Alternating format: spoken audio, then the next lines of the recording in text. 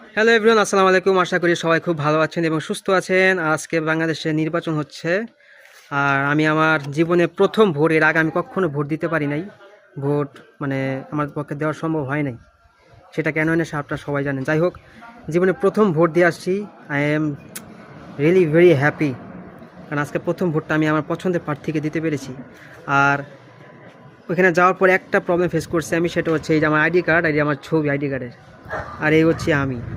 So ওখানে যারা দায়িত্বরত কর্মরত ছিল, তারা তাদের ওইখানে যেই সাদা কালো যে ছবিটা থাকে, এই আইডি কার্ডের নাম ঠিকানা সব সহকারে, ওইটা এবং আমার আইডি কার্ড ছবি ম্যাচ করতেছে না।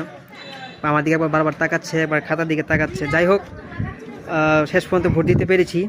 তা আপনাদের এরকম কার কার এই আইডি কার্ডের ছবির সাথে এই ছবি ম্যাচ করে না, তারা একটু জানাবেন।